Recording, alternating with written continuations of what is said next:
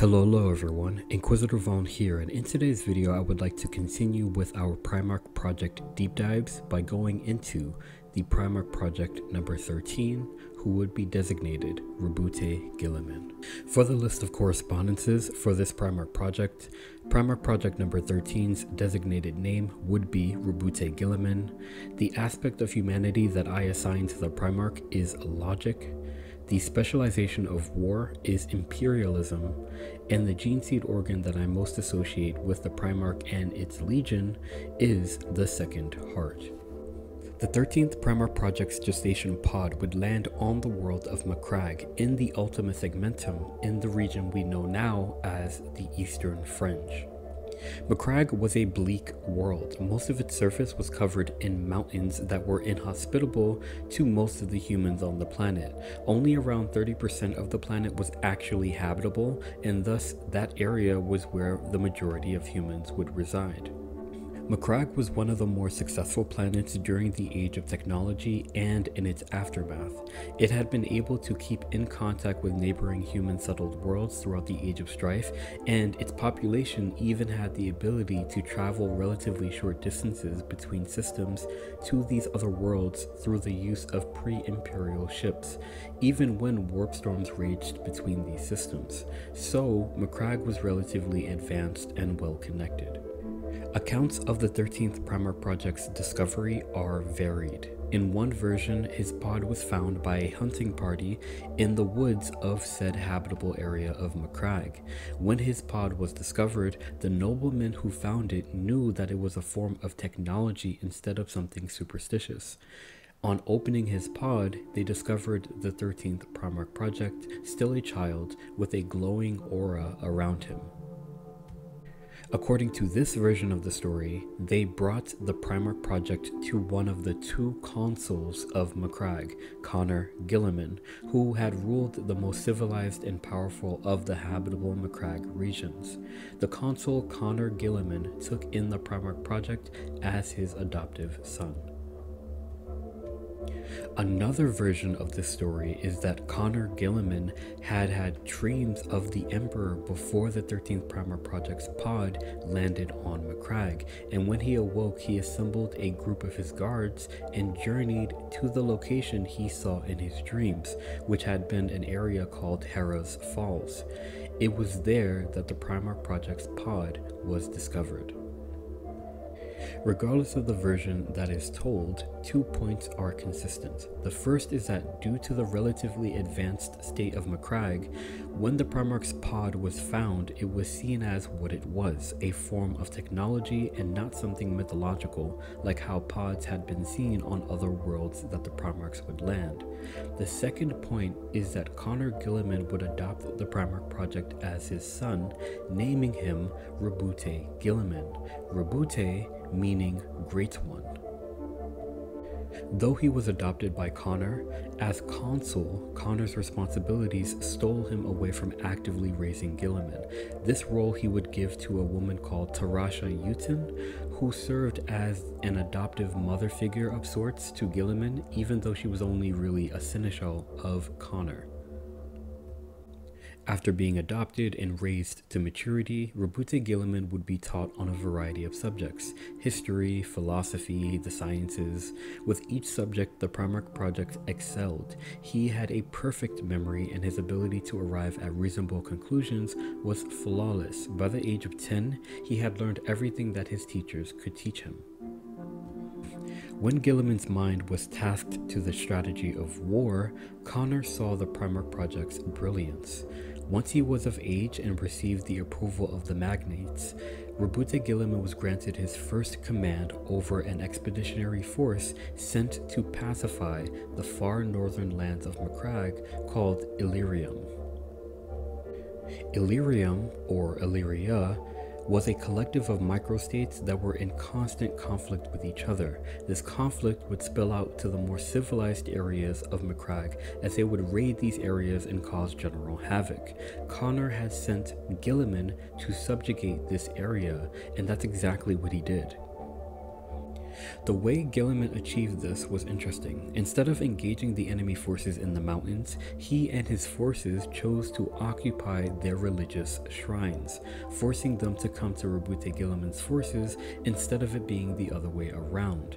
When the forces of Illyrium arrived, they were led by their chieftain. Instead of the two armies clashing in conflict, Roboute Guilliman challenged the chief to a duel. This, from the start, was symbolic in favor of Guilliman. By this time, Guilliman was a fully grown Primarch of over 10 feet tall, facing off against a human chieftain almost half his height. However, the chief accepted this challenge and the two fought. But it wasn't really a fight, because Guilliman only defended himself against the attacks made by the chief. When his opponent was exhausted, instead of killing him, which is what would normally happen after such a duel, Guilliman presented the enemy a gift. This gift was a religious relic that the Macragge magnates had taken from the Illyrian peoples in their ancient past. It is said that this inspired the chieftain to be a just lord, just like Guilliman, and Tarasha, who had accompanied Guilliman on the campaign, saw that Guilliman was truly king-like in nature. But what Guilliman actually did was a masterclass in manipulation. Let's break it down. Guilliman knew that the enemy knew the mountains better than he and his forces did, and so they would have the upper hand in any conflict in the environment. Guilliman also knew that they were a religious people with strong beliefs, so positioning his forces at the enemy's religious sites was literally baiting them out. Challenging the enemy commander to a duel was, on the surface, pointless. Guilliman could have easily killed the chief and the majority of his forces single-handedly. But if I were to speculate, Guilliman challenged the chief for a few reasons. First, to prevent unnecessary casualties on either side. Second, so that the chieftain could prove himself as a leader. Guilliman could have won this fight but allowed the enemy to repeatedly attack him, only defending himself. If you were a soldier in an army seeing your commander single-handedly fighting a giant, how would that make you feel? How would it make you feel to follow a commander such as that? That is exactly what Roboute Guilliman wanted them to feel. To finish it off, Guilliman didn't kill the chief. After witnessing the courage of their commander, witnessing his death would have broken the morale of the enemy forces and would enrage them. Instead, Guilliman gifts him a religious artifact that had been stolen from the peoples in their ancient past. This had been the plan the whole time, as Guilliman had secretly brought the artifact with him on the campaign. Through sheer manipulation and cunning, Guilliman came to the mountains with one army and left with the loyalty of two, and with significantly less casualties than it could have been otherwise. Not only did he do all of that, but he made it look good and made himself seem like the beneficial king. This strategy and manipulation of circumstances, people, and resources is a repeated theme of the 13th Primarch Project, and I will continue to point it out throughout this video. With the expedition of the Illyrium Mountains being a success, Guilliman returned home, but he returned home to find it in chaos. Earlier I mentioned that Macragge had two consuls, of which Connor Guilliman was one. The other consul was Gallen. Gallen and Connor had two different ideas about how the civilized society of Macragge should be governed. Gallen believed in an upper class composed of those who had wealth and status, which supported the reality of a lower class of laborers and slaves, which kept up the upper class. Connor, on the other hand, leaned more in favor of the common citizen, believing in merit and actions being deserving of status more than name, title, and amounts of wealth. While the 13th Primarch Project was away in the pacification of Illyrium, Gallen and his supporters organized a violent uprising intended on getting rid of Connor, his supporters, and his progressive ideas about government. When Guilliman and his armies returned to the anarchy happening, he left his armies to restore order and rushed to the consul house. There he found his mortally wounded adoptive father, Connor, surrounded by his loyal bodyguard, the victim of an assassination attempt. With his dying breath, Connor told Guilliman that it was Galen who was responsible. Connor then died, and Guilliman turned his attention to vengeance. Guilliman's armies swiftly restored order in the city. The 13th Primarch Project had Galen and the aristocrats under him captured and publicly executed, hanged with their dangling bodies lining the streets. The rioters who had destroyed so much of the city in the rebellion had also been captured and forced to rebuild it again, stone by stone, by hand, a process which killed most of them. With the support of the public, Guilliman took the position as the sole consul and all-powerful ruler of Macragge. He restructured the government into a meritocracy in which people earned their status through great deeds. In this way, Guilliman actualized the vision of his adoptive father, Connor. With this style of government, Macragge prospered and its reach expanded even further out into the stars. In his studies of the ancient histories of Macragge, Roboute Guilliman had discovered the people's ancient hope of creating a future of new horizons beyond Macragge that in this text was called Ultramar, which according to available information meant beyond the seas of night. So, when he became the ruler of Macragge, Guilliman established and reinforced trade routes with the neighboring planets and systems, conquering the strife-ridden worlds and making Ultramar a reality. 5 years after Roboute Guilliman took up the mantle of leadership over Macragge, the Emperor was reunited with his 13th Primarch Project. It is said that the Emperor arrived at a neighboring planet to Macragge called Espandor. After hearing about Roboute Guilliman from the population there, the Emperor resolved to make his way to Macragge, but warp storms prevented him from doing so. By the time the storms cleared and the Emperor made it to Macragge, 5 years had already passed. However, the Emperor found Macragge to be largely prosperous, civilized, and organized with immense buildings of marble and steel. Upon meeting Guilliman and informing him of his creation and purpose, Guilliman immediately swore loyalty to the Emperor of Mankind, said to have already come to the conclusion that he was meant for greater things. Shortly after this, the 13th Primarch Project was reunited with his legion, the 13th Legion, who had been called the Warborn.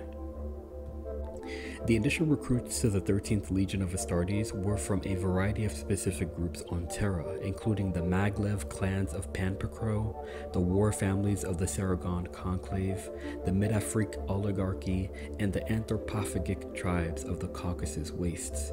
While we don't have much information on the first two groups, we do have information on the Caucasus Wastes, which were ruled by a leader called the Ethnarch, who put up a serious fight against the Emperor at the end of the unification. That's what all of these places had in common. They each put up a fierce resistance to the Emperor's unification, to the point that most of their populations had been annihilated by the early imperial forces. The only group that remained from these techno-barbarian nations were their children, who were made orphans of war. This is theoretically where the 13th Legion's early name, the Warborn, originated, as it was composed of those populations of youth born into war nearing the end of unification. This name was what others called the Legion, not one they adopted for themselves. Earlier in their creation, they were content with being called the 13th Legion. Also, I want to point out that anthropophagic means human eating, or cannibals. So, part of the Legion was composed of those who ate other humans, similar to the 9th Legion that would be called the Blood Angels. The Geneseed that they were imbued with was notably absent of any mutations and was adaptable to a variety of peoples and circumstances. Psychologically, the initial recruits to the Legion that were chosen were basically aggressive team players who had the tendency toward working together toward a goal and cooperatively adopting a system of hierarchy. This is in contrast to the more individualistic initial recruits of the Warhounds and the Star Hunters legions.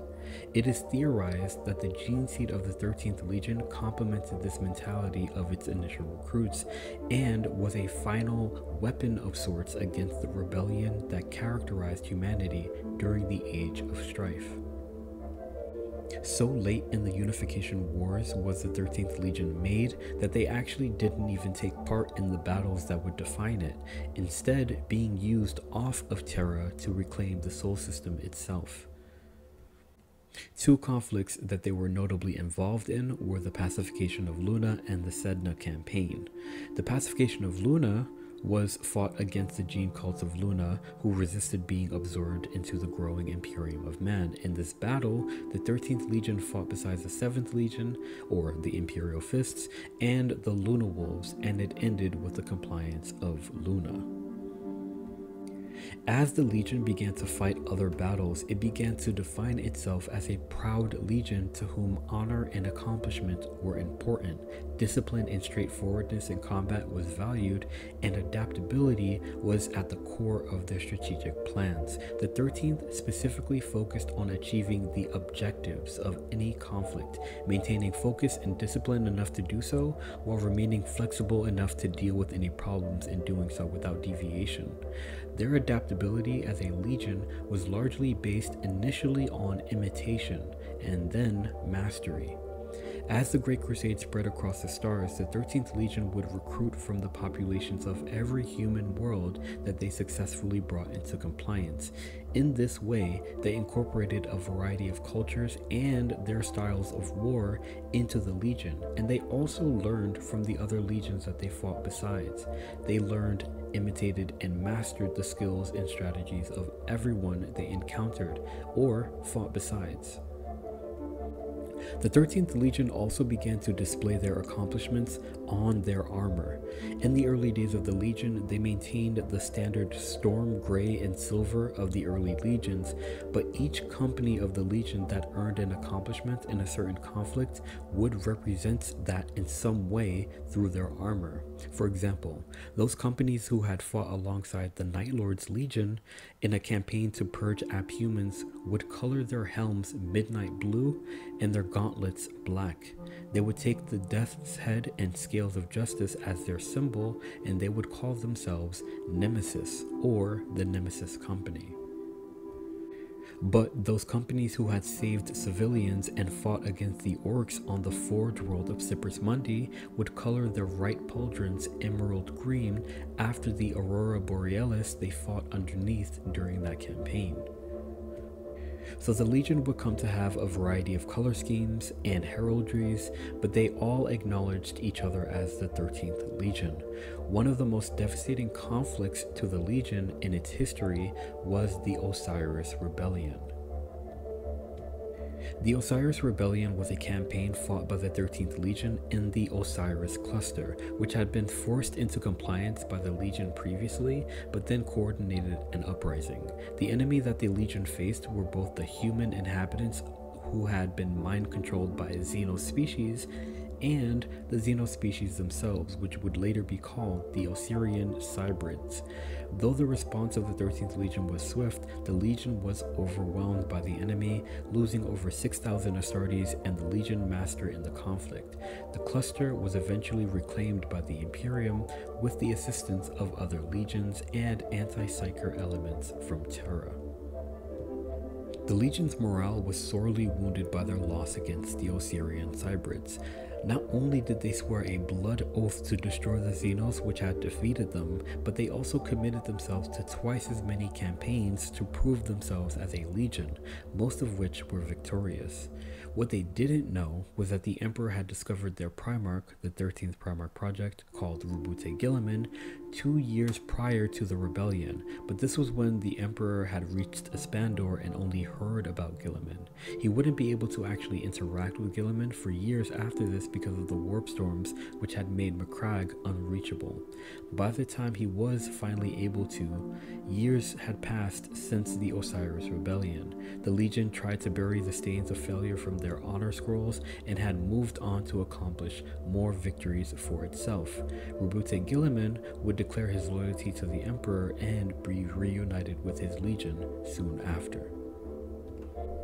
However, that stain that they tried to bury would always be there until that blood oath they swore was fulfilled. So when Guilliman was reunited with his legion, and after he established the realm of Ultramar, he and his legion would hunt down and proceed to annihilate the entire Cybrid Xenos species from existence, because the only way to formally remove the stain of failure from your honor is to remove the stain of the enemy who you lost to from existence. Guilliman took leadership of his legion swiftly. It is said that the Primarch accepted his legion's fealty instead of the other way around, like with other Primarchs such as Sanguinius, but the 13th Primarch Project already had a plan for how he was to transform the legion. His overarching goal was to make the 13th Legion as self-sustaining as possible, and therefore the legion was more than just soldiers. It was every single element of the war effort: the naval assets, the worlds which they were recruited from, the food that sustained those worlds, etc. Guilliman's goal was to have control over all of these elements so that his legion would be strong, well supplied, and reinforced at all times. Clearly, Guilliman was inspired by a previous vision, and this vision was that of the realm of Ultramar, the network of worlds and resources that would be centered around his homeworld of Macragge. Guilliman was to build an empire that would herald both the Emperor's vision of the Great Crusade and the dream of the ancients on Macragge. He used this plan to reorganize the 13th Legion. In this reorganization, Guilliman implemented military doctrines from Macragge, the doctrines already adopted by the 13th from Terra and from the worlds that they had conquered, and those military doctrines of every other legion at the time, coming up with a detailed and unique approach. He made sure that his legion's organizational style was strong enough to be disciplined and practical, but flexible enough to be analytical and theoretical. Promotion through the ranks was through meritocracy, through feats of great courage and honor, meaning rank was directly earned. The Legion, as it was before reuniting with its Primarch, would be characterized by its even-handedness in all matters, and its obedience to the system of hierarchy was unchallenged and unquestioning. The colors of the Legion would be changed from the gray complemented by a variety of company colors to a deep blue trimmed in gold. The Legion's heraldry would become the Ultima symbol, an ancient glyph that was used during pre-isolation periods to indicate the Ultramar region on stellar charts. This symbol tied the Legion to Ultramar and to Macragge. The Legion's official name would become the Ultramarines. Elements of the culture of Macragge were added to the Legion's aesthetic, such as the use of high Gothic writing on weapons and transports, the use of a gladius-style sword by the Astartes of the Legion. They also used the laurels, something previously only reserved to the 8th Legion. However, their laurels were often gold or white and were not a part of their official heraldry. Another symbol that the Legion used frequently was the raptor, or the eagle. At first glance, this symbol is similar to the Raptor Imperialis, which served as a symbol of the Unification Wars. However, remember, the 13th Legion didn't participate in the Unification Wars, but were made after it. Also, the Raptor Imperialis faced the opposite direction and often included the lightning bolts of the Unification Wars. The eagle used by the 13th Legion faced the left, was of a different design, and was connected to one of Guilliman's titles as the Eagle of the East. It was used in the Legion to mark a veteran status. Among some of the more unique aspects of organization that Roboute Guilliman would make to the Legion would be the creation of the Tetrarchs. The role of Tetrarchs was both martial and political, something that was very unique amongst the legions of Adeptus Astartes. The Tetrarchs themselves were ultramarine veterans of repute who would be given the authority to govern one of the quote-unquote king worlds of Ultramar, which were Saramanth, Connor, Occluda, and Ajax, with Macragge being the 5th king world ruled by Guilliman himself. The Tetrarchs would hold dominion over an entire sector of Ultramar and a portion of the 500 worlds. In combination with Roboute Guilliman himself, who was the ruler of Macragge, the Primarch and his Tetrarchs would form the Tetrarch Council, which would be the governing body of Ultramar. The Tetrarchs were called many things, from the Primarch's champions to the princes of Ultramar, and in rank they were higher than both planetary governors and chapter masters of the Legion, more comparable to a sector governor. So important were these Tetrarchs that they would be given an honor guard by the Primarch. The Ultramarines Legion honor guards were called the Suzerain Invictaris. These were Ultramarines who, through great deeds and merit, had marked themselves out for greatness and future rise through the ranks. These Marines served as a retinues to the Primarch and to the Tetrarchs, serving as their personal military arm, bodyguard, and advisors. They were adorned in masterfully wrought artificial armor reflecting their accomplishments, and their numbers varied from Tetrarch to Tetrarch. While the Suzerain and Invictaris were basically bodyguard veterans marked for future leadership capabilities, the Invictari overall were veteran leaders of the Legion and could be found throughout the 13th Legion, honing their skills in battle and gaining field command experience. I wanted to say here that of all the legions of Adeptus Astartes, the Ultramarines are seen the most as the Roman-inspired legion, just based off the aesthetic cues that are given to them. The gladiator-shaped sword, not to mention the word Tetrarch, for example, is, in the real world, a Roman reference indicating a ruler of one of the 4 divisions of a country ruled by the Romans. Illyria is also a historical reference to an area near Rome. However, if we look at things from an in-setting perspective, technically, all of the Astartes legions were inspired in both organization and aesthetic by the old Earth culture of Rome, because the Principia Bellicosa, which was basically the Horus Heresy version of the Codex Astartes, was sourced from the military organization of the Roman legions of Terra's past. And if we are to be even more technical, the most Roman-inspired of the legions was not the 13th Legion, but the early 7th Legion, the Imperial Fists, and that is something that we go over in Roboud's Primarch Project video. So looking at it from an in-lore perspective, the cultural cues that we get when we look at the Ultramarines, though Roman-inspired, are actually expressions of Macragg's culture.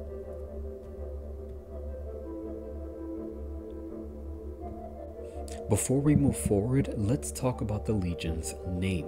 According to the modern or 40k based lore for the Ultramarines, the Legion's name originates in the fact that the Legion's Geneseed is so stable that a large percentage of the successor chapters created in the 40th millennium are successors of the Ultramarines. That plus the fact that they are the example of what it means and the pinnacle of what it means to be Astartes in organization and performance. The theory is that the 13th are the Ultramarines, and that's how we say the word too. I will go over later in the video why that understanding of the name becomes valid in the 40th millennium, but I also have to explain why that explanation doesn't really fit for the time of the 30th millennium.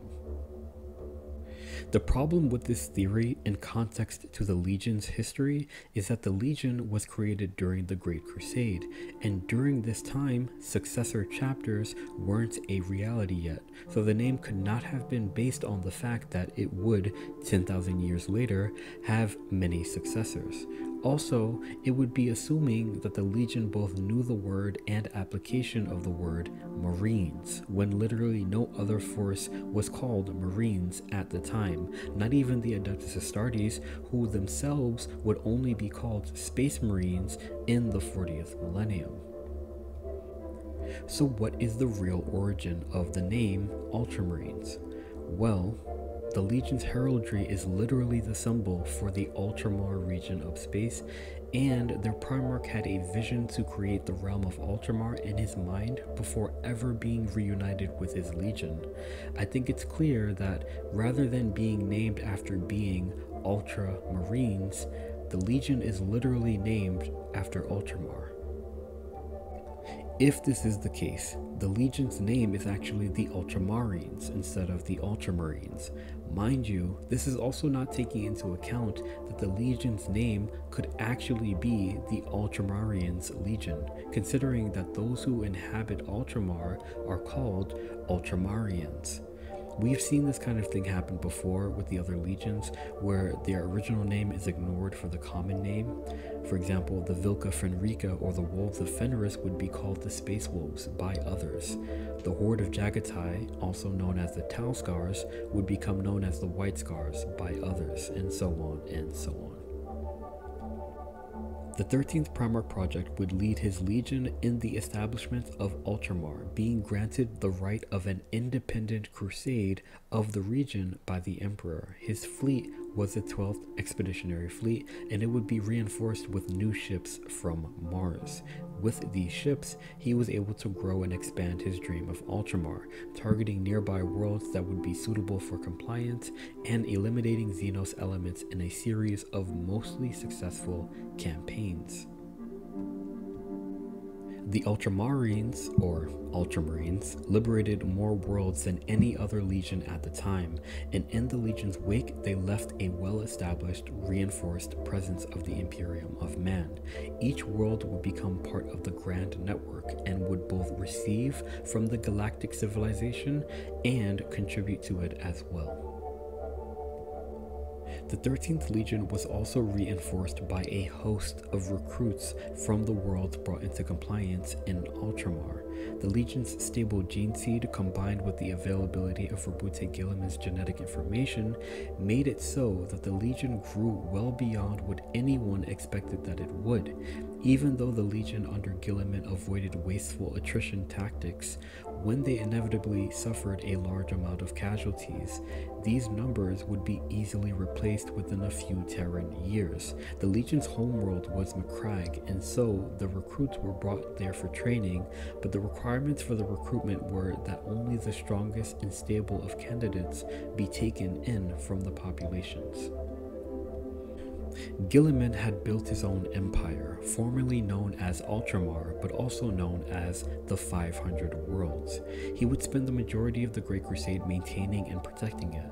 Looking at it from an objective lens, it's interesting that unlike other Primarch projects who, after being reunited with their legions, traveled throughout the galaxy and fought wars outside of their native region of space, Guilliman pretty much stayed in the Ultima Segmentum, building his own empire.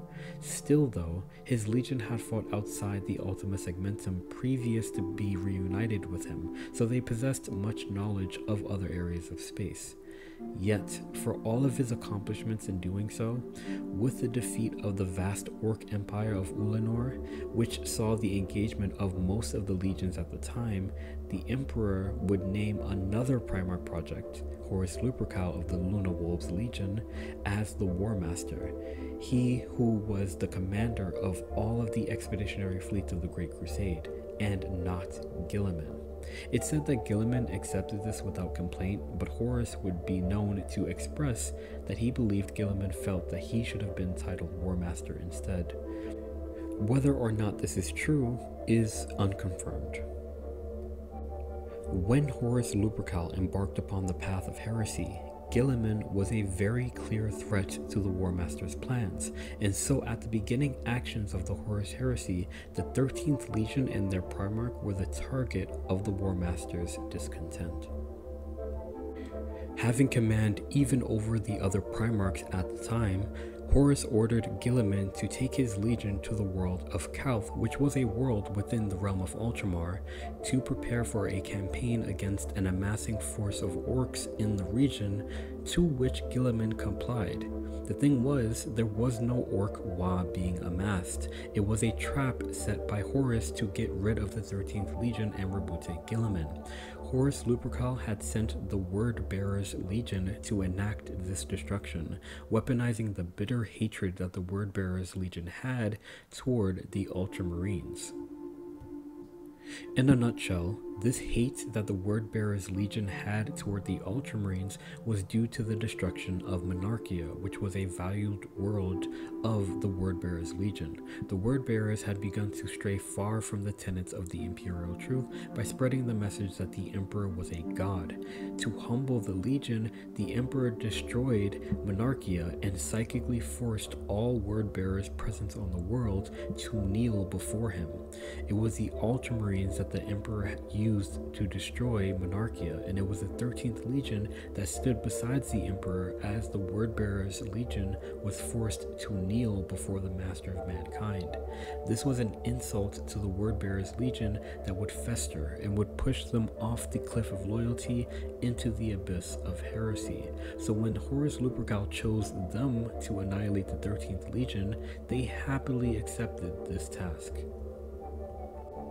At Calth, the Ultramarines thought that they were being joined and reinforced by the Wordbearers Legion, but the Wordbearers would turn on the Ultramarines and inflict horrendous casualties on the 13th Legion in the beginning moments of treachery.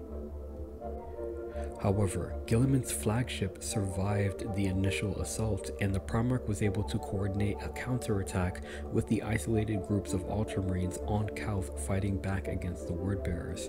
He was also able to get an emergency astropathic message back to Macragge to ready the Legion both in Macragge's defense and to aid their brothers on Calth. Soon after he was able to get this message out, two things happened. One was that the Wordbearers turned Calth's orbital defense platforms to the world's star, firing upon it and destabilizing the star, making the surface of Calth an irradiated death zone and forcing both legions to fight in the subterranean catacombs of the world. The second thing was that the Wordbearers had summoned a warp storm that would later be called the Ruin Storm. This storm was intended to isolate Ultramar so that the 13th Legion couldn't receive any reinforcements from other legions, nor would they be able to get any other information out. The Ultramarines Legion fought isolated against the Wordbearers in the underground catacombs of Calth and in the void around Calth for years before the rest of the Ultramarines Legion would be able to arrive and assist with driving out the Wordbearers Legion from the system. But the damage done to the 13th Legion was astronomical. Their fleet had been severely depleted to the point that the Legion had to salvage the wreckage of destroyed ships in order to maintain some sort of void capability.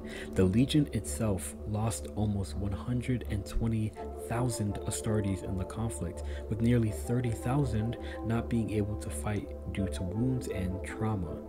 Entire chapters of the Ultramarines Legion had been destroyed or so depleted that they had to be incorporated into other chapters of the Legion, and the Imperialist militia suffered just as bad, if not worse, with over 500,000 regular human militia dying in the conflict.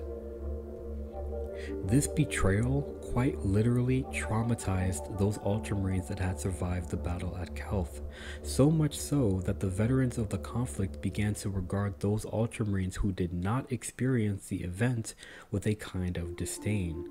Out of the entire Legion, only 5 chapters and a few smaller detachments hadn't gone through the betrayal at Calth, and though their Primarch would not give any designations to the survivors of the conflict, nor would he support any schism amongst the Astartes of his Legion, these 5 chapters and smaller detachments, which had been on garrison assignments during the betrayal at Calth, would begin to be known as the Unmarked, and would continually be sent to perform garrison-like duties even throughout the Horus Heresy.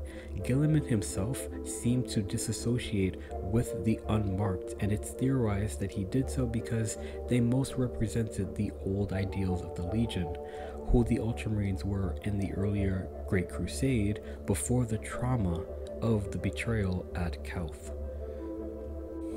There were a few heroes and martyrs at the betrayal of Calth. One of the most important was an Ultramarine called Eanid Thiel. Now, prior to the betrayal at Calth, Eanid was censured by his superiors and given the red helm of censure due to his unorthodox thinking. Earlier, I mentioned how the Ultramarines had become a legion of both practicality and theory. The legion would adapt itself after encountering a foe and would create multiple theoretical situations toward which they would develop tactics against the enemy. Aeonid Thiel was censured because he considered the unthinkable. What if Astartes had to fight and kill each other? Such an idea wasn't even conceivable to most Astartes, and he was sent directly to the chapter master of his chapter, which was the 13th chapter, aboard the Ultramarines flagship to be punished by his chapter master, and quite possibly even the Primarch himself. However, soon after he was sent to the flagship, the word bearers betrayed the Ultramarines. Thiel was basically the only Ultramarine who was ready for this betrayal. Not only that, but while he was waiting to be rebuked by his superiors, Thiel would train using a variety of weapons from Guilliman's own arsenal, many of which were strange and from the old cultures found throughout Ultramar. When the flagship was attacked by demons at the onset of the betrayal, Thiel had figured out that demons were far more vulnerable toward fire and close combat weapons than regular firepower. Thus, dual-wielding two blades, he was able to fight demons effectively and even save the master of another chapter of Astartes, Marius Gage. He was the Marine who made it clear that in a fight against other Astartes, the Ultramarines' predictability would be a weakness, and in a fight against the Word Bearers, the greatest weapon that the enemy had was the Ultramarines' own shock at the betrayal. It was Thiel who had the Ultramarines under his command get rid of both their predictability and their shock in order to get rid of the invading demons on the flagship. Thiel would fight besides Guilliman on the orbital stations of Calth and would later separate from his Primarch to provide aid to his brothers on Calth in fighting against the Word Bearers. After the fight at Calth, Thiel would request an audience with the Primarch Roboute Guilliman to brief him on what was occurring on Calth, and he also wanted Guilliman to meet his squad of Marines who had been the survivors of the conflict. To both things, the Primarch agreed because he valued Thiel's insight and because he now trusted him, despite him previously being censured by the Legion. When Thiel and his squad of Marines met with the Primarch, they opened fire at Guilliman at point-blank range with their bolters, nearly killing the Primarch. Guilliman was able to kill all of them before collapsing. Though it wouldn't be fully understood until much later, it actually wasn't Thiel who had requested an audience with Guilliman, but an Alpha Legionnaire masquerading as Thiel. The group of survivors weren't survivors at all, but Alpha Legion assassins. The real Thiel was actually in another world of Ultramar, also fighting against the Alpha Legion. I mentioned Thiel's story because I want to drive home the fact that Guilliman himself was nearly killed during the betrayal at Calth. It wasn't just his legion, he himself experienced what he thought at the time to be a direct betrayal from one of his own Astartes. It's funny because even though it wasn't really Thiel, the fact that the Alpha Legionnaire chose the identity of Thiel was ironic because in their assassination attempt, they taught the Primarch Project something that Thiel would have taught him too. It actually validated Thiel's mentality, which was that in the case of betrayal, you couldn't trust anyone and things were not always as they seemed. Both the majority of the Ultramarines Legion and their Primarch were overall darker in temperaments after the Wordbearers' assault on Calth, which is why when the Wordbearers launched the Shadow Crusade to destroy the 500 worlds of Ultramar, Roboute Guilliman wasn't having any of it. Out of 500 worlds, the Wordbearers destroyed 26 before the Ultramarines caught up with them and made them pay for their destruction. The culmination of the Shadow Crusade would end at Nuceria, where the Ultramarines faced off against both the Wordbearers and the World Eaters legions in a void battle before taking the battle to the surface of Nuceria.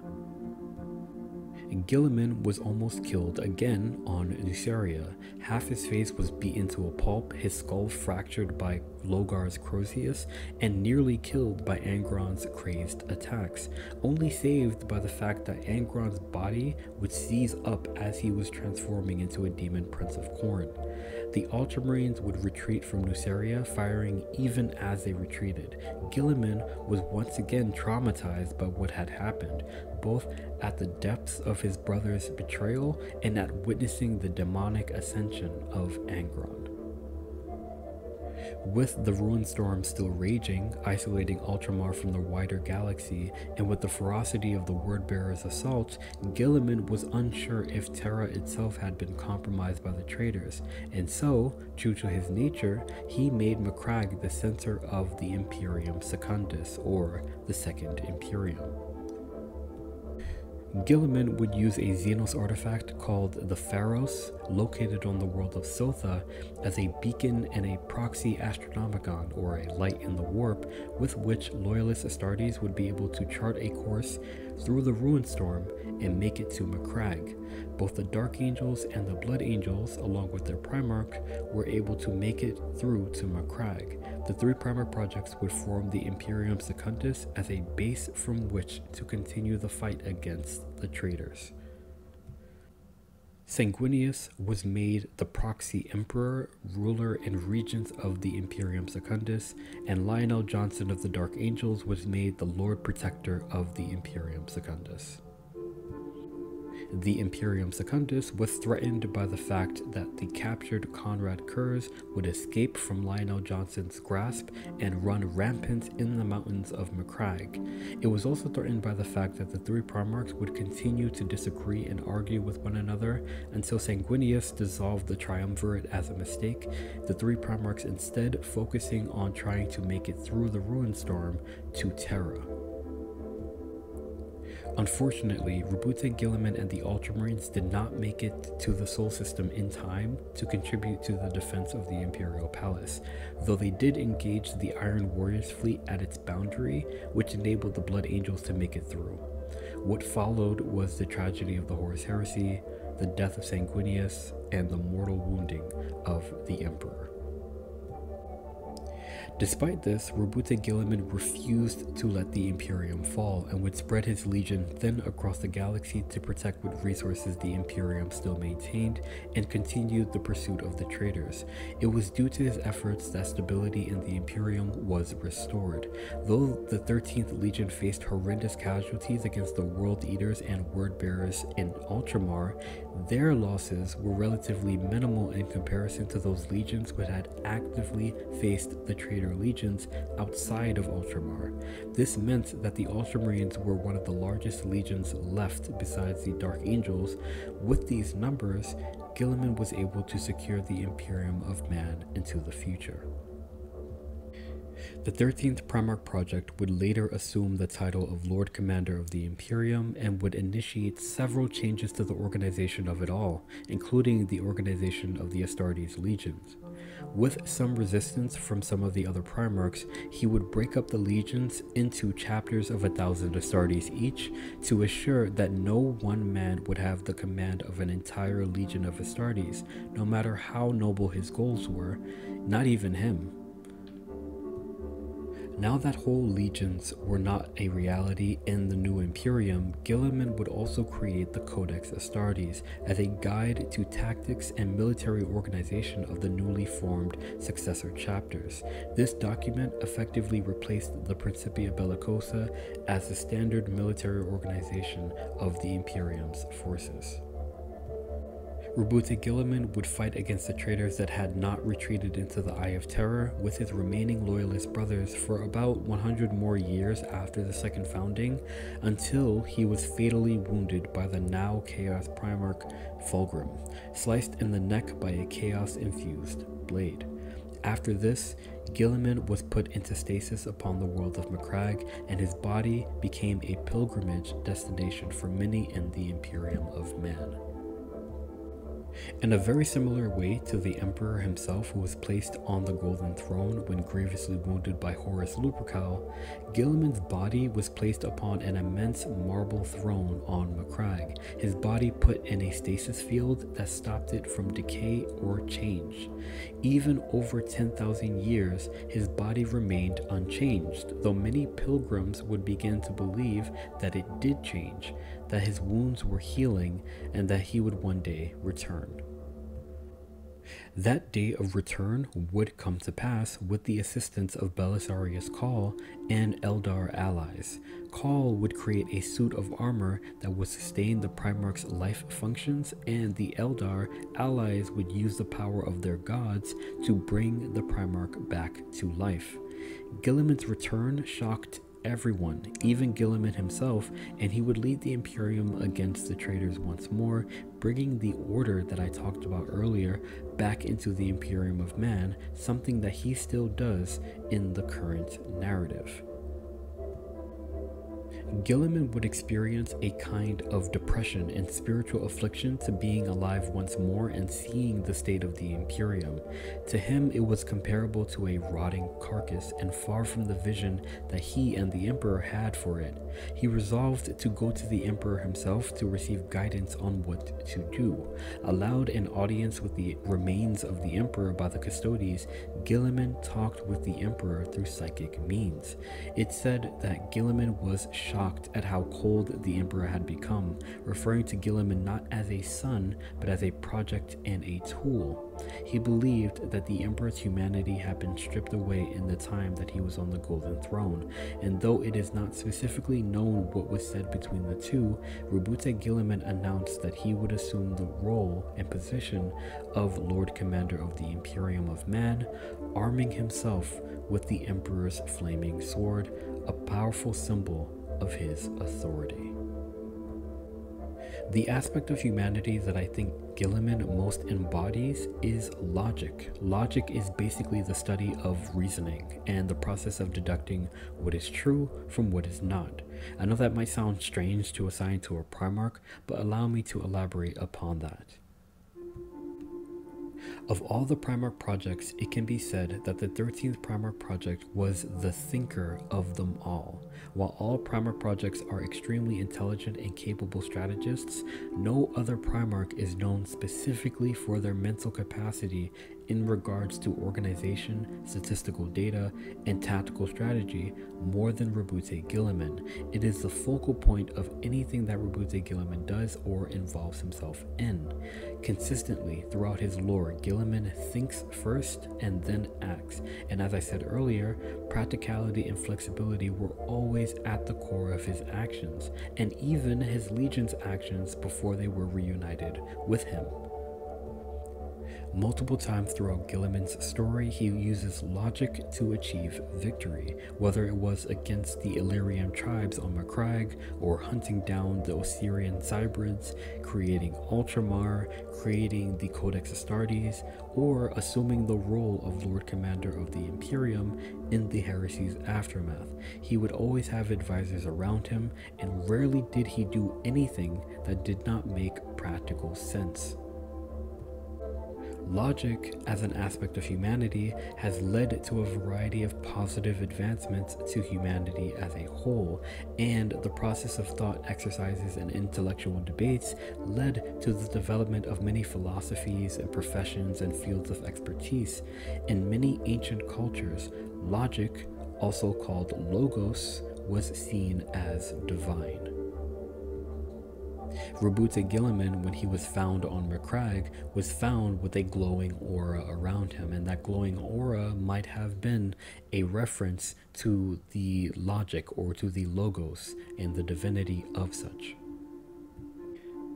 Most people find Roboute Guilliman as a Primarch project to be uninteresting and bland, especially in comparison to other Primarch projects who were modified with certain abilities or developed flaws.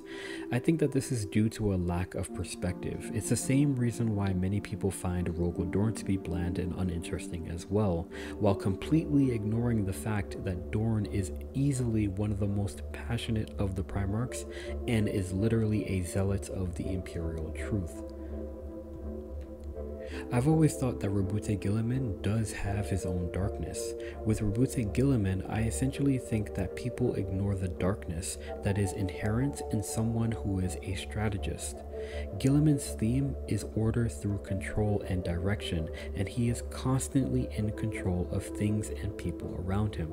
The part that most people get hung up on is that he looks, quote unquote, too good while he does these things. He is far more even-handed at distributing justice in comparison to Kurz, far more reserved than the berserker rage of Angron or Jagatai or Russ. He is far more even-tempered and sociable than Perturabo, less zealous than Dorn. It goes on and on and on. I don't think most people understand that Guilliman projects this image on purpose, that he was made to be this way, and that it contributes to the control factor. This is because Guilliman applies reason and rational thinking to all things far more than any other Primarch. For Guilliman, everything boils down to what makes the most sense. With Roboute Guilliman, you always have to ask why he is truly doing something underneath the noble seeming intent. The most basic reason for doing something is probably the most likely reason why he is doing something. For example, if we go back to his time on Macragge as a young Primarch during his campaign in the Illyrian Mountains, it seemed like he was doing something noble by challenging the chief and only defending himself against attacks, but in reality he had planned to incorporate the tribes the whole time and put on a show for those who would see it happen.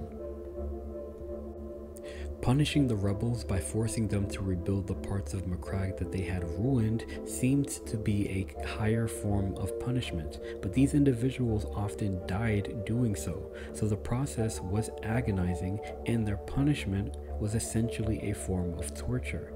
He was a benevolent ruler, but he also had the higher ranking rebels hanged and had their bodies lining the streets for everyone to see. Perhaps this is a matter of perspective, but if it is, then most people don't try to see the darker aspects of Guilliman, his desire for control, and his manipulative tendencies. Like, for example, why wouldn't Guilliman join the Great Crusade and swear loyalty to the Emperor if it would also serve his own goals of creating the Empire of Ultramar? The majority of the Great Crusade, he and his legion barely left Ultramar, and the Emperor sanctioned this mini crusade of the 13th Primarch Project, probably because he knew his true nature. The Emperor chose Horus as War Master instead of Guilliman, and Guilliman accepted this. When Guilliman created the Imperium Secundus, he made Sanguinius its Emperor instead of taking the role for himself. Why did he accept these things? Because it made the most sense. Horus was fit to be War Master, and Sanguinius was a symbol of hope. It was only when Horus was killed and Sanguinius was killed and the Emperor was mortally wounded and Rogal Dorn gave up the role to him and he himself was nearly killed that he finally accepted a greater role in the Imperium as its proxy ruler. But it was also during this time that he had the most control. The other loyalist Primarchs that remained slowly dispersed. Rogal Dorn would later supposedly be killed during the 13th Black Crusade. Jagatai Khan went missing in the warp. Corvus Corax was nowhere to be found. Vulcan had disappeared and Leman Russ left his legion to fend for themselves. Roboute Guilliman was the only loyalist Primarch left, and he had complete control to reshape the Imperium how he saw fit. What he did was basically turn the Imperium of Man into Ultramar. Why? Because it made the most sense. Clearly, the example of Ultramar itself was proof that the method worked. He just took the style and magnified it. The style of war that the Ultramarines specialized in was Imperialism. Imperialism is the process of one political body extending its power and influence over others through both diplomacy and military force. This political body, whose power and influence was being extended by the 13th Primarch and his legion, was the Imperium of Man. That's why it's called the Imperium. Imperium derives from the word imperial, and none were better at spreading the power and influence of the Imperium than the Ultramarines. Imperialism is not necessarily a style of war, but a means through which all styles of war could be implemented and incorporated. As a legion, the Ultramarines could learn all the styles of war that other legions specifically mastered and applied what they learned well enough. They were a jack-of-all-trades kind of legion, so in thinking about what style of war they specialized in, we have to look at what they applied this information toward, and that was toward imperialism. It is said repeatedly throughout their lore that the Ultramarines were the builders of empires, and in their establishment of Ultramar, with every world they conquered, they incorporated into the empire. But the Ultramarines were more than just a tool through which empires were built. They were also rulers, statesmen, and political figures who themselves could rule over these worlds. This is similar to the role of the Emperor's children as the heralds of the Imperium and its representatives, but it is otherwise in contradiction to many of the other legions whose primary task was to subjugate worlds across the galaxy and continue doing so. Since the legion's beginning on Terra as simply the 13th Legion, they marked the end of an era and the beginning of a new era. Their initial recruits were the orphans of war from those last few techno-barbarian states that had held out proudly against the Emperor's crusade on Terra. The nature of the 13th Primarch Project's Geneseed was that it naturally imbued those invested with it with a sense of and respect of hierarchy, teamwork, and group cohesion. The Legion was made so late in the Unification Wars that they didn't even take part in it, but instead in the Great Crusade, during which time they learned and grew and incorporated tactics and information and strategies from every enemy they fought against and every ally they fought besides. It was almost as if the Great Crusade was a series of courses for the Legion, a learning lesson to shape them. Then, after they were reunited with their Primarch, they were able to combine all that they had learned with the mind of their Primarch to create the greatest human galactic empire that the 40k setting would ever know besides the Imperium of Man itself, which was Ultramar. In previous videos, I've said that some legions and their primarchs were made with the Unification Wars in mind, created to fight the horrors and the battles of that age of strife. Other legions were made for the Great Crusade, for spreading the imperial truth, and for expanding the boundaries of the Imperium of Man. Only one legion was made for the time after the Great Crusade, the time during which humanity ruled the stars and prospered in the vision of the Emperor. That legion, in my opinion, is the Ultramarines. Though we can look at other legions and say the same thing, I don't really think so. The Dark Angels, though stable and pure, were monster hunters and annihilators primarily. What would they do when all the monsters were slain and all the necessary annihilation was complete? The Imperial Fists were also stable, but their mission was the Great Crusade. What would happen if the Great Crusade ever ended, ever completed? Rogal Dorn himself said his legion wasn't meant for the time after the Great Crusade. When everything was built and established and war was not the focal point of the Astartes' existence, only the Ultramarines Legion would be able to exist in a universe such as that with those conditions. This can be explained from two angles, in regards to humanity and in regards to the Astartes. In regards to humanity, the Ultramarines wouldn't just subjugate worlds and populations of humanity, they would incorporate them. They would make them a part of the Imperium, and by identifying what resources the worlds they were on could provide, the Legion would make these worlds and populations, at a very basic level, at a very practical level, essential to the greater network. What the peoples were before did not truly matter as long as they would become something better for the Imperium of Man, and this is evident in the fact that no matter the peoples, so long as they were standard humans, they would have a percentage of their population incorporated into the Legion. This is a fact that's more evident after the Horus Heresy among the Ultramarine successor chapters. Chapter traditions often reflect the culture of the peoples that they were created from and the worlds they were raised on. That being the case, if we look at the roster of Ultramarine successors, they have all kinds of people in their chapter. We have the noble Howling Griffins, the superstitious Silver Skulls, and the blood fetishist Lebaters from cultures that reflect their traditions, all fighting for and defending the Imperium, all invested with the 13th Primarch Project's stable and teamwork-inspiring Geneseed. In regards to the Astartes, the Ultramarines would serve as the exemplars, the image of what it meant to be Adeptus Astartes in a galaxy that humanity has conquered already, its protectors, its guides, and its pinnacle. In the 40k universe overall, the Ultramarines are seen as the face of the Adeptus Astartes and are described as the poster boys of the faction. When people are introduced to 40k and to Space Marines, it's usually the Ultramarines that they see first. This is because they are the most powerful of the Astartes chapters in terms of number, influence, and resources, with the Dark Angels being the second most powerful, themselves having the purest Geneseed and just as much influence and power. It is not a surprise that it would be those two legions, Primarchs, who would survive the Horus Heresy and return in the current setting.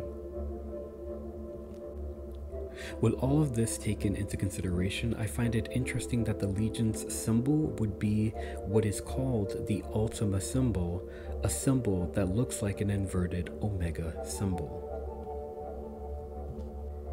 The Omega often signifies the last of something and the end. The Ultima symbol, this inverted Omega symbol, was used to signify the area of space that would eventually be called the Ultima Segmentum on pre-Imperial maps.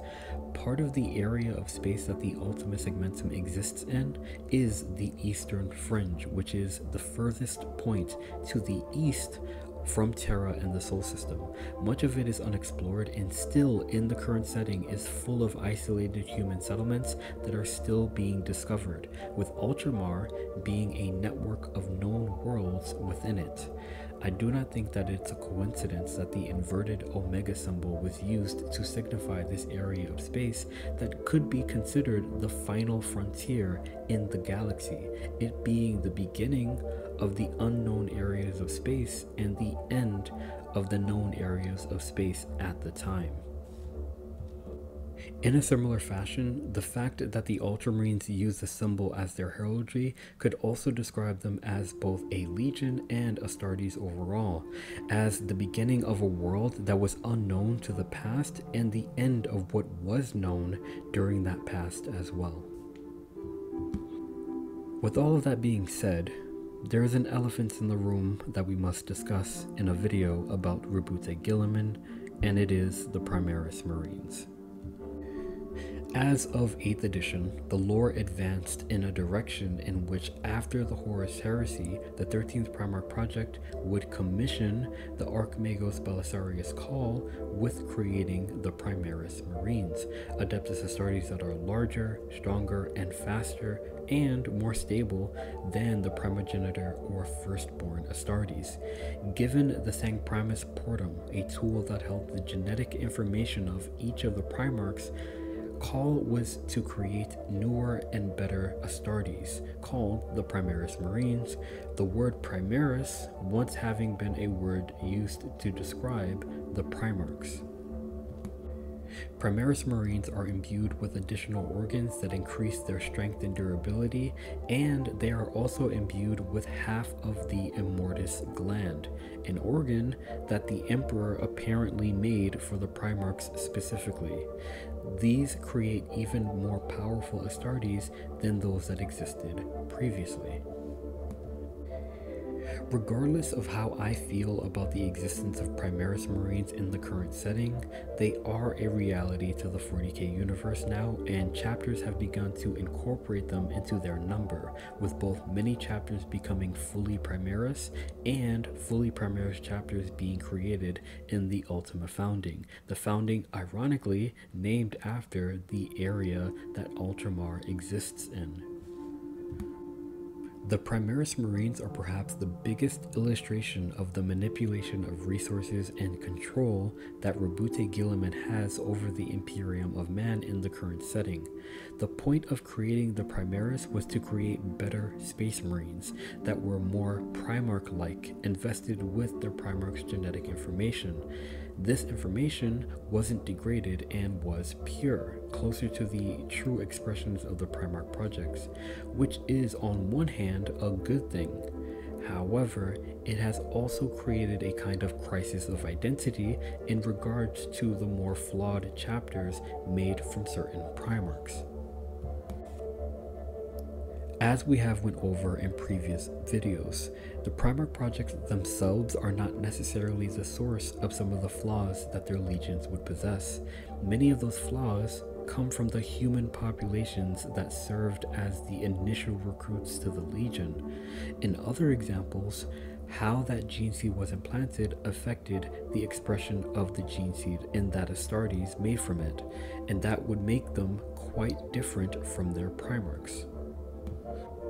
For example, the Wolves of Fenris, or the Space Wolves.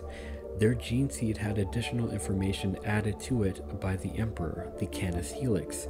Leman Russ, the Primarch made with this additional information, was far more stable than the Astartes made from his Geneseed, whose temperament was far more bestial in nature than their Primarchs.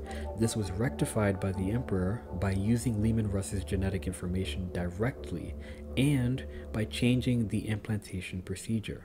Basically, instead of the initiate being imbued with all the Geneseed organs from the start, the initiate instead ingested Russ's DNA directly first and then was imbued with the organs. This helped to stabilize the reaction to the additional information and made the Space Wolves not as bestial as they once were.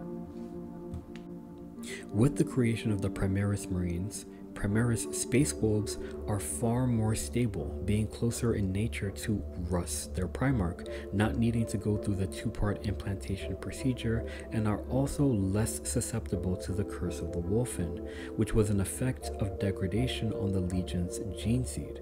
So basically, with the help of Call, Guilliman made Space Wolves that were more like Leman Russ and less like the Space Wolves that existed previously, with all of their degradation and flaws.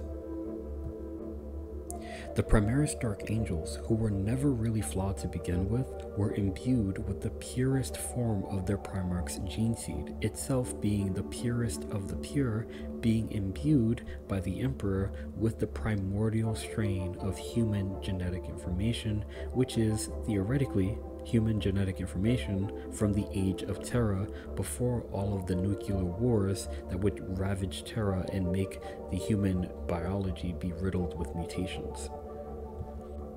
Interestingly enough, with the Primaris Blood Angels, who are supposed to be closer to the nature of Sanguinius, Primaris Blood Angels seem to be resistant to the Black Rage, but not to the Red Thirst. This is odd because this should be the opposite, being that Sanguinius himself did not experience the Red Thirst, but that the Black Rage was something that all Balites experience because of their world.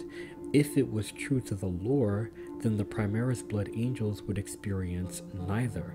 But being that the Blood Angels are known for their connection to blood, for them not to have the Red Thirst would make the chapter automatically uninteresting, and so I think that was GW saving face.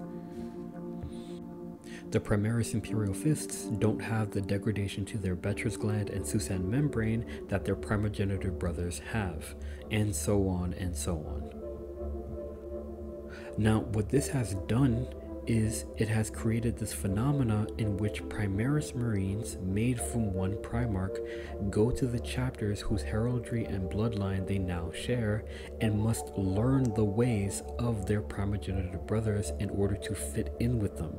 Fully Primaris Space Wolves, and not the ones that were upgraded via the Rubicon procedure, must learn what it means to be a Space Wolf, even though they are closer physically to the original expression of their Primarch. The Donifier has a book specifically about this, a Primaris Space Wolf who goes to Fenris to learn how to be a Space Wolf. Primaris Iron Hands are closer to their Primarch physically, and as we've discussed previously, Ferrus Manus' obsession with machines did not truly begin until after Acernoth, the Man of Iron, melded with him. Hypothetically, Primaris Iron Hands would be more interested in pushing their natural bodies to the peak of physical strength, which was closer to what Ferrus Manus was driven to do before Acernoth. But because they are Iron Hands, they have to learn what it means to be Iron Hands. So they go through the ceremonies of the chapter and update their bodies with bionics, because that is what it means to be Iron Hands. Primaris Dark Angels don't have a reason to feel guilt about the fallen. They don't have a reason to feel passion about the fallen and about pursuing them and about repentance. But they will learn this because they have to. That's what it means to be a Dark Angel. Even though they are more Dark Angel than the Dark Angels, they are closer to their Primarch than their brothers who existed before them. They will still learn this guilt, imbibe this guilt, and learn these practices because that's what it means to be a Dark Angel. Another thing that the existence of Primaris Marines has done is it has made it possible for chapters who have struggled to have successors or who couldn't have successors previously to now have successors, because the Primaris Marines don't have the flaws, the degradations that their primogenitor brothers have. So legions or chapters such as the Salamanders and the Space Wolves can now have successor chapters, and now do have successor chapters, even though previously it was almost impossible for that to happen. According to one account, Gabriel Seth, chapter master of the Flesh Terrors chapter, which is a Blood Angel's successor, called Primaris Flesh Terrors essentially Ultramarines in red armor, and he had a point. Primaris Marines did not experience the horrors of the Horus Heresy. They did not truly know the pain and triumphs of the chapters that they were reinforcing. The experiences and history of the primogenitor chapters were only a history lesson for the Primaris Marines, something to learn and imitate and master. In this way, they are like the early Ultramarines, the 13th Legion, who learned from those around them and mastered their styles of war, even taking symbols and identities reminiscent of both allies and enemies, like the blue helms of the early Legion after they fought beside the Night Lords, all while still retaining their identity as the 13th Legion. The point I'm trying to make here is that the Primaris Marines themselves are the Omega Marines. They are the Ultima Marines, the last Marines, Space Marines at their purest and strongest state. They are the end of the known design of the Emperor for the Adeptus Astartes and the beginning of the unknown of the past, how Astartes would have been if not for the flaws and deviations, and if not for the Great Crusade and the Horus Heresy. And they exist because of Roboute Guilliman, the Great One, the perfect Son. And is he not perfect? He is just without excessive cruelty, strategic without paranoia, a builder without indoctrinated zeal, cunning without animalistic edge, incorporative without secrecy, and the list goes on. The Primaris Marines were made by the most stable of the Primarchs in all ways, physically and temperamentally. By all means, the Omega Primarch, the last Primarch. The Geneseed organ that I assigned to the 13th Primarch Project and the 13th Legion is the second heart. With the more stable Primarchs and Legions, it's difficult to choose a Geneseed organ that can be associated with them because they don't have any deviations that would make their Legions genetically unique in some odd way. The 13th Primarch Project's Geneseed was highly resistant to genetic mutation over long periods of time and through many cycles of reimplantation. The 13th Legion didn't have the Canis helix like Russ, nor would they develop a hyperactive flesh-eating organ like the Blood Angels did. By all accounts, the Legion is standard across the board. That being said, the Geneseed organ that I would associate with the Legion would have to be one of symbolic significance, but also one which, like the Black Carapace that I chose for Dorn, or the Geneseed that I chose for the 1st and the 3rd Legion, universally doesn't have any flaws or deviations amongst any of the Legions. For this reason, I choose the second heart. The second heart is the first of the organs to be implanted into a new Astartes, and should an Astartes human heart be damaged during battle or stop beating, the second heart will kick in to keep blood and oxygen flowing until aid can be administered. Like I said, this is a purely symbolic correspondence. The Ultramarines didn't have a more resistant second heart or anything. The symbolic reason for the connection is the Ultramarines chapter war cry of courage and honor. Courage itself has been a consistent theme with the Ultramarines Legion, and as a virtue, it's deeply connected to that of reason and logic. Without getting too deep into the subject of philosophy, when we think of courage, we usually think of it in terms of the physical action of courage, in which case courage is doing something despite the emotions of fear at doing said thing. However, Greek philosophers like Aristotle and Plato believed in something called intellectual courage. Intellectual courage preceded physical courage.